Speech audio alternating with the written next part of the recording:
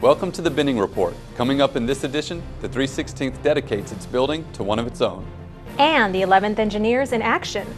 Later, EFMP participants have a day to shine.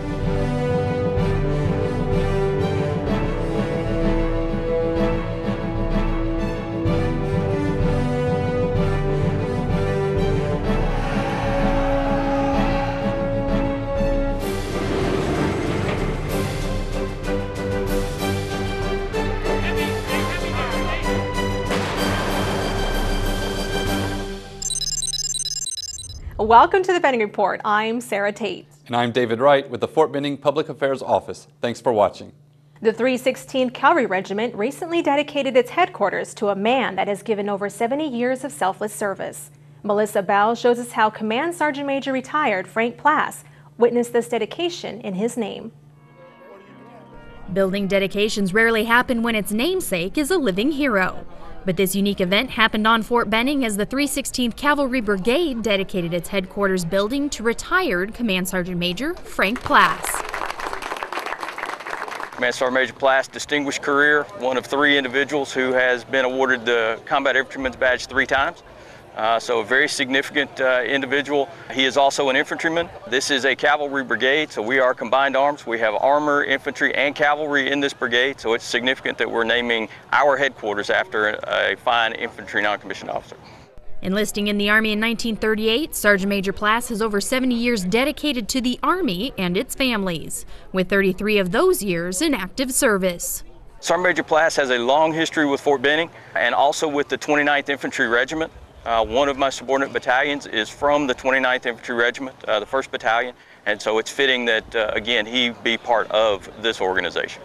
With family and friends by his side, Sergeant Major Plass unveiled the plaque to Building 5118, now known as Plass Hall.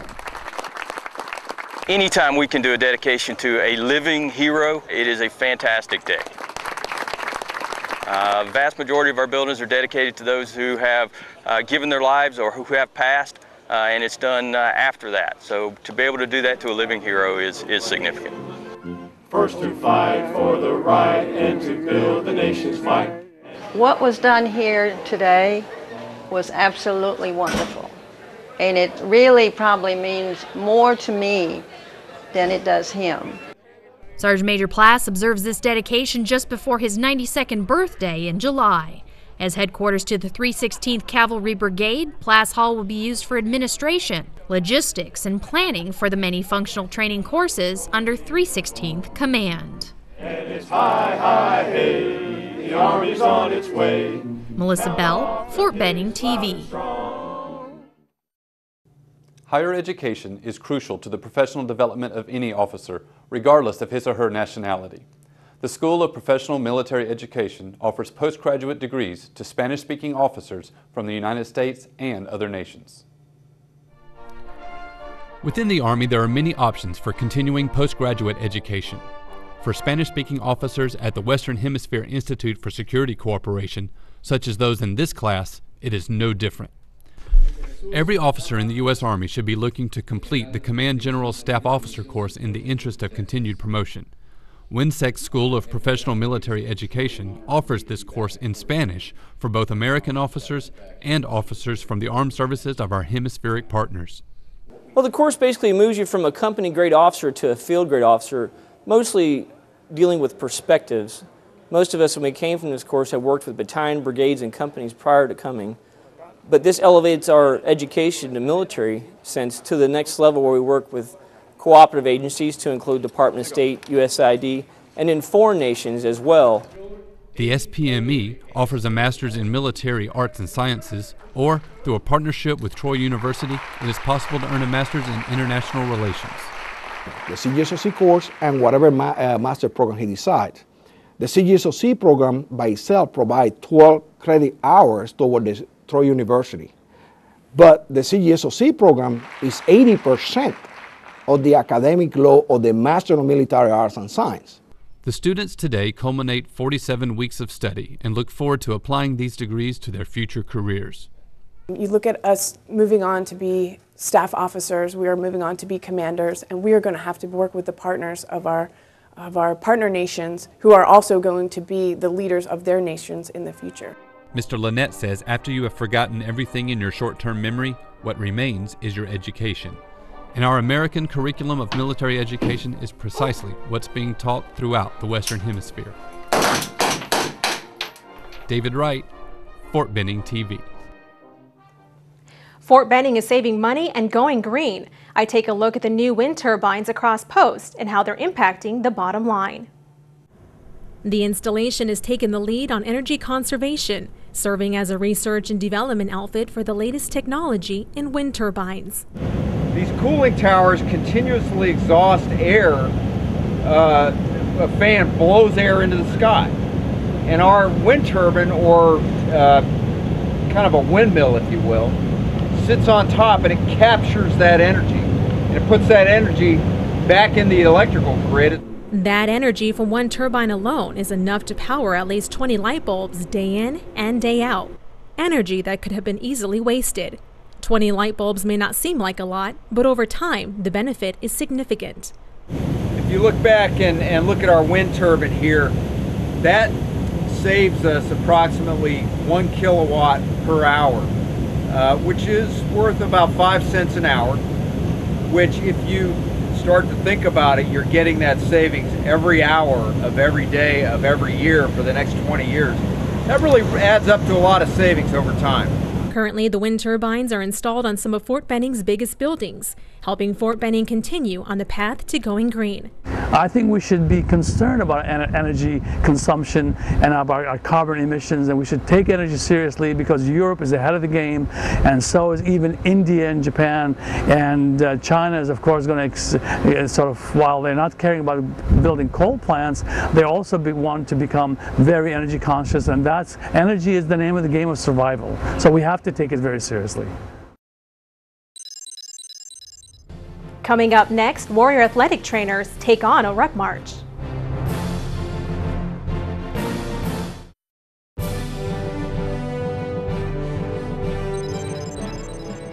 Fort Benning hosts a myriad of units with their own roles and sometimes unique missions to the Army. Melissa Bell takes a look at a combined arms battalion, the 11th Engineers.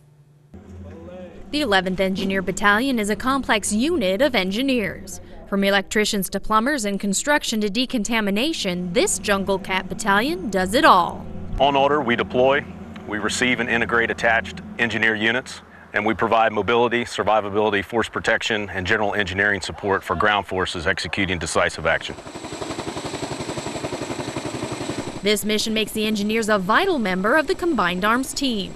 When troops deploy, engineers ensure the maneuver capability of infantry in armor formations. They build roads, improve infrastructure in base camps, and provide obstacle crossing abilities with its multi-role bridge company. Ready, lay out, heat! Engineers are responsible for clearing those obstacles. It might be IEDs, such as the counter-IED fight, or it might be landmines. So it's the responsibility of engineer soldiers to be able to move those out of the way and provide assured mobility for that maneuver force so that they can get to the objective, close with, and destroy the enemy. In addition to their task down range, these engineers have a dramatic impact at home. Over the past 2 years, the 11th Engineer Battalion has saved Fort Benning over $2 million in construction costs. But for the engineers, they just chalk it up to training. Every task that we complete for the installation is a task that our soldiers would be expected to execute in combat.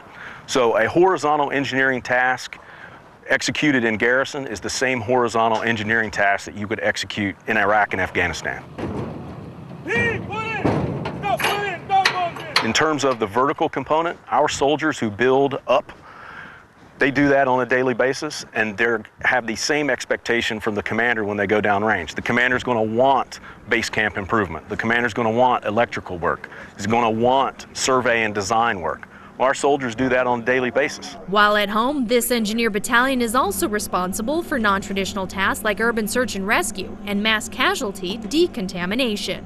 In the event of a catastrophic event, such as a chemical, biological, radiological, or nuclear event in the homeland, we would respond. Response missions would include locating and rescuing trapped civilians, rope rescue operations, clearing paths for first responders, and much more.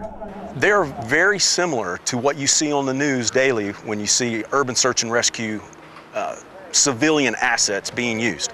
The difference is that our soldiers can execute that in a chemical, biological, radiological, or nuclear environment. So they're kitted up in all the equipment to keep them safe and still saving lives. With the many specialties this battalion offers, the 11th Engineers' mission is a unique one and vital to soldiers downrange as well as the civilians at home. Melissa Bell, Fort Benning TV. In an effort to better understand the physical challenges soldiers face, trainers from the Warrior Athletic Training Program wanted to experience it for themselves. The physical demands placed on soldiers are high. Personal protection equipment, rucksacks, and weapon systems all add up, especially on hot summer days. This morning, trainers from the Warrior Athletic Training Program are taking on these challenges and hitting the trail to walk a mile in the boots of IBOLC students. We took them down here to the Downing Mile. We walked down the trail, which is a little bit less than a mile in length, came back to kind of show them the stresses on the shoulders, the back, the core, and then the resulting injuries on your lower body. WAT trainers Brittany Bergens, Dustin Anderson, and Stacia Burrows are finding out firsthand how taxing the extra weight can be as they set out on the Downing Mile obstacle course. It isn't long before they are looking for ways to compensate for the added strain. I found myself compensating in my shoulders really fast during the ruck. Those were my first muscle group to really go. I was bending over a lot, trying to adjust the ruck so that it wasn't pulling on my shoulders. And then I found after doing that, my hips started to feel weak, and then I was trying to compensate for my hips as well. With so much gear on a soldier's upper body, it is actually on the lower body where most injuries occur as they seek to compensate. The Warrior Athletic Training Program seeks to anticipate and treat common injuries in any given program of instruction. These trainers are taking on this march to gain greater understanding of what is expected of IBOLC students. Just the general fatigue on your body, like the compounding effect from day 1 to day 10. We just did it for 1.7 miles. I couldn't imagine doing that for 10 days in a row, then having to do missions and being successful at those. It's enough for these athletic trainers to realize the physical demands can be extreme. And this morning will inform future warm-up and exercise programs they develop for IBOLC now that they have a better sense of which muscle groups are stressed. Some changes that we're going to institute after this event is more balance, proprioception, and core stability work with IBOLC students. Captain Downing says physical conditioning is of the utmost importance because fatigue can dull situational awareness. The WAT team is now better positioned than ever to increase soldier performance. David Wright, Fort Benning TV. After the break, the inaugural EFMP Olympics. But first, Fort Benning's Picture This.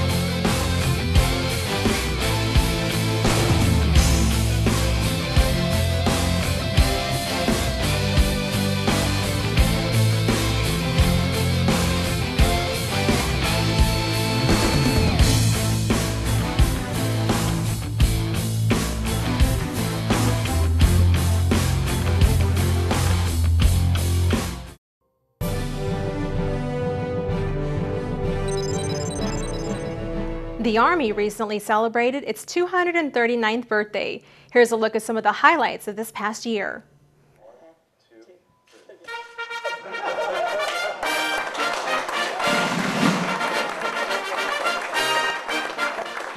As we take time to cut the cake and commemorate the Army's birthday, there's much to be celebrated after a full year of events.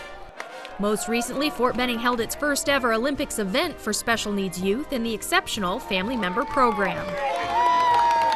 It's the train up. It gives the athletes the opportunity to train and be involved in something, set goals, Also, this year saw best Ranger history as 2 young lieutenants from the 25th Infantry Division came out on top. Second Lieutenant Michael Rose and Second Lieutenant John Bergman.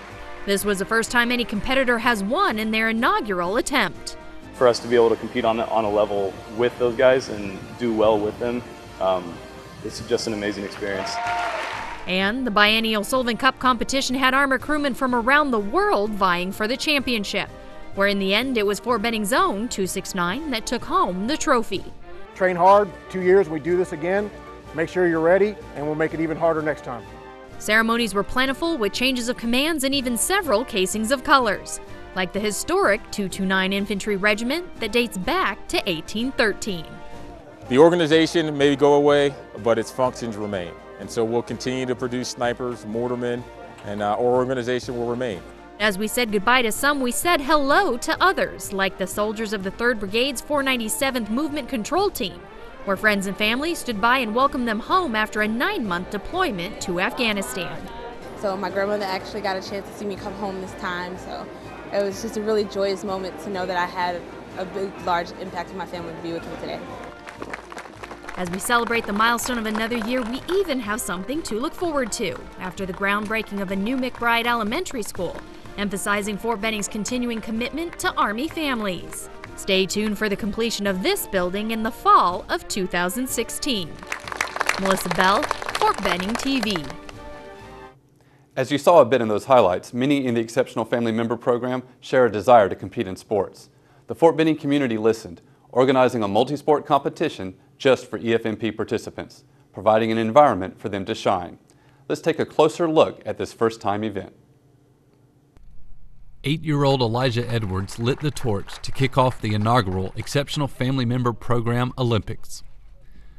Morale, Welfare, and Recreation organized this event and based it on the Special Olympics, opening it up to all special needs children regardless of their level of functionality. We have approximately 1,300 EFMP families on the installation, and felt it was really important that we do something to allow their family members the opportunity to compete in sports. Kids had the option of competing in 5 events. The day's action started on Stuart Watson Field as the bocce ball athletes set their sights on Olympic gold. And just a few dozen yards away, the running events were held. Friends and family cheered on their athletes in runs ranging from 100 to 400 meters.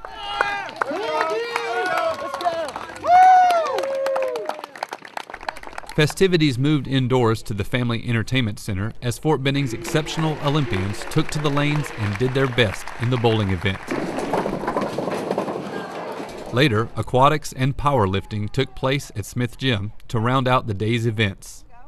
We signed him up because he likes being the center of attention, and he's a pretty big ham, and he likes to do anything that's athletic. So we figured this would be a good opportunity for him to, be athletic. Many of the competitors spent weeks training and practicing for these events. Parents say a day like this is a tremendous benefit as the kids are able to set goals and then accomplish them. This event really came out of the Army Family Action Plan. Last year we do a conference every year, usually around the October time frame.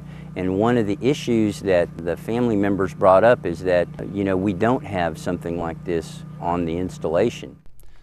MWR looks forward to future growth as they make the EFMP Olympics an annual event. David Wright, Fort Benning TV.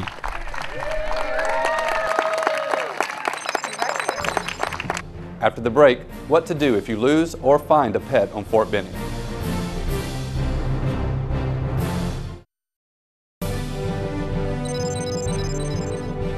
Have you ever lost your four-legged friend and not know where to go or what to do?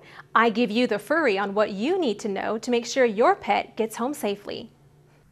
Meet Diego. He's supposed to be hanging out in his family's backyard. With no identification tag, this little fellow is lost. But when you find him, what do you do? Where do you take him? If you find a dog wandering, you should call the MPs to pick up the four-legged guy.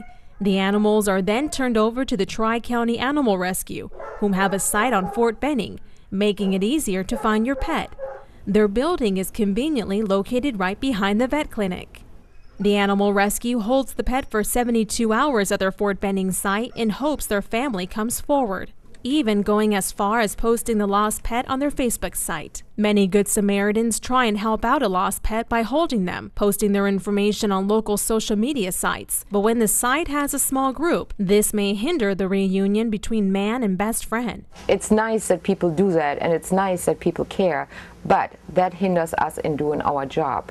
If we get an animal in, we can return it faster, and we can make sure that this animal is spayed or has the proper vaccines or is registered on post. People don't look in houses, they look in facilities for their animals. And when you turn over an animal, it doesn't mean his fate is in your hands. An animal isn't put down just because he's lost. This is just pound mentality, okay? We are a rescue.